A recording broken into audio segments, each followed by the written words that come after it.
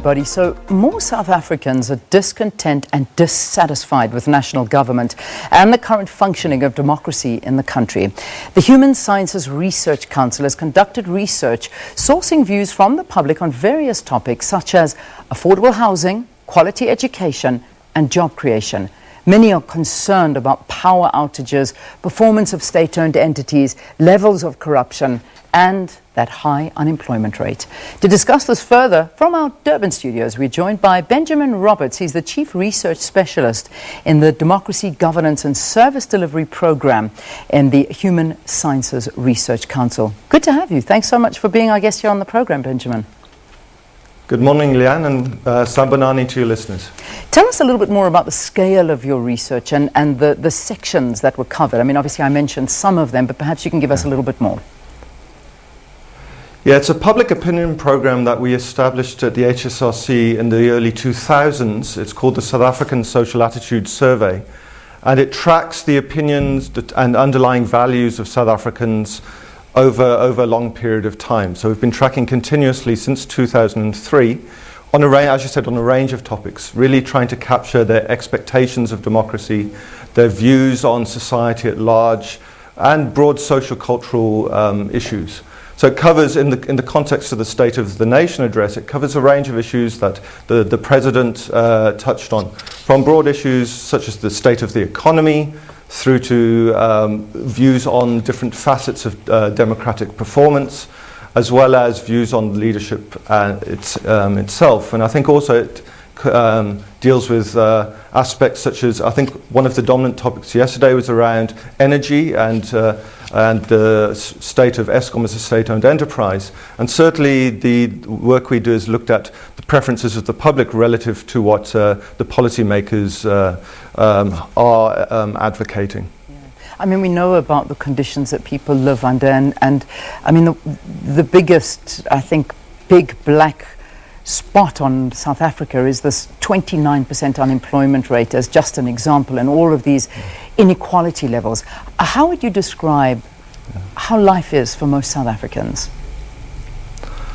So I think South Africans are very open about the difficulties that they face on a day-to-day basis. I think if we look at, for instance, views around the state of the economy, South Africans really only about based on our latest assessment, around 22% voice satisfaction with the state of the economy at present. If we bring it down to a more localized level on issues about job creation, which is foremost on the minds of most South Africans, we see that only barely 10% voiced satisfaction with government's efforts at job creation. So the President's deliberated quite a lot on different initiatives that he's and his cabinet are intending to push in relation to job creation, with a particular emphasis on youth employment creation.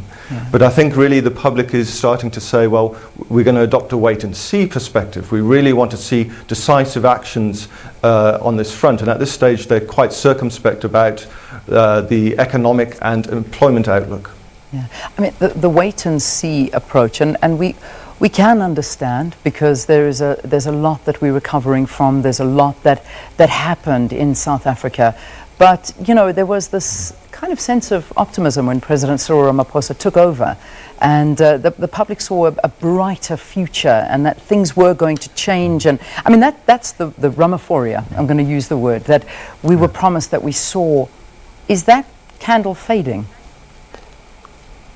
Well, to take a step back, we did obviously see clear signs of Ramaphoria come through in our data. With the transition from the Zuma to the Ramaphosa administration, on a range of indicators that we've looked at, we did see clear signs of improvement from, admittedly, a very negative perspective. The general political mood is quite somber, and it remains quite somber.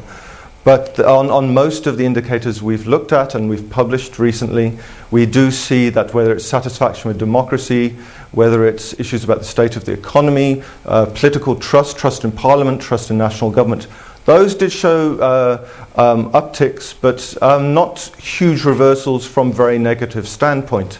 So yes, Ramaphosa is there, but it's not as dramatic as some perhaps made out in the early days of the Ramaphosa administration. So again, I think what we're seeing is the emergence of a much more critical citizen, one which really wants accountability, that's looking to the state and the kind of actions which are going to be brought out.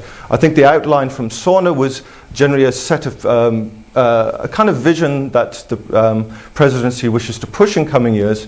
I think many are saying, well, okay, that's all and well, but what we want to see now is the tangible proof of those programs and policies. Yeah, and I think that goes to the are we running out of patience as a country? But from the research that you've done, from reading the report, it appears that South Africans don't actually believe that government can adequately navigate the country under the weight of the present socio-economic challenges.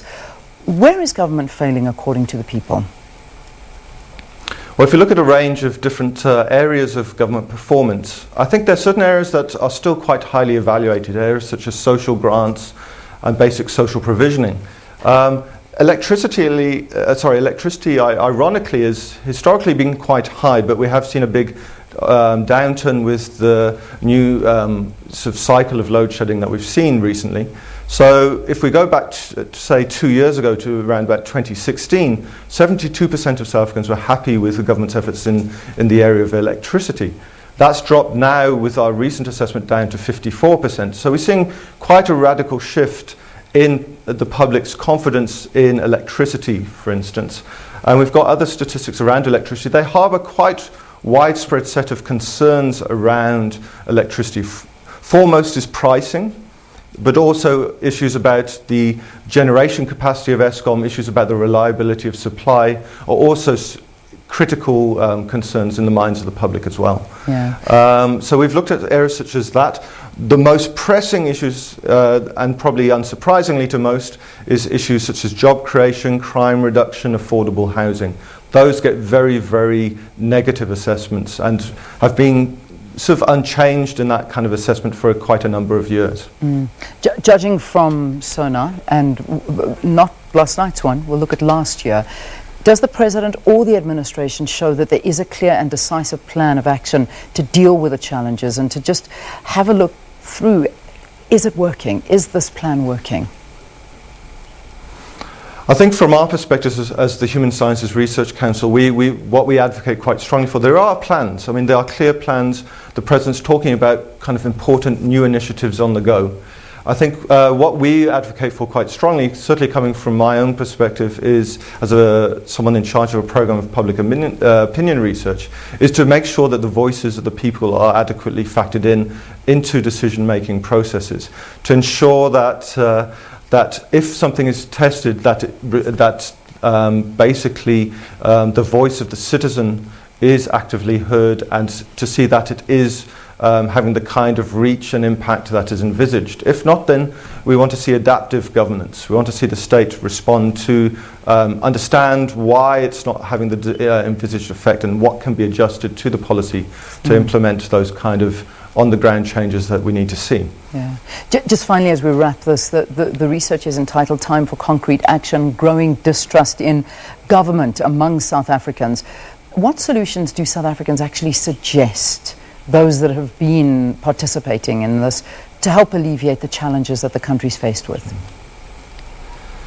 Well, I think it's actually, I mean, the President talked a lot about recovery yesterday. You know, he talked about, obviously, he was quite earnest about the state of the economy and the kind of need for a process of recovery from the decade or so that we've had.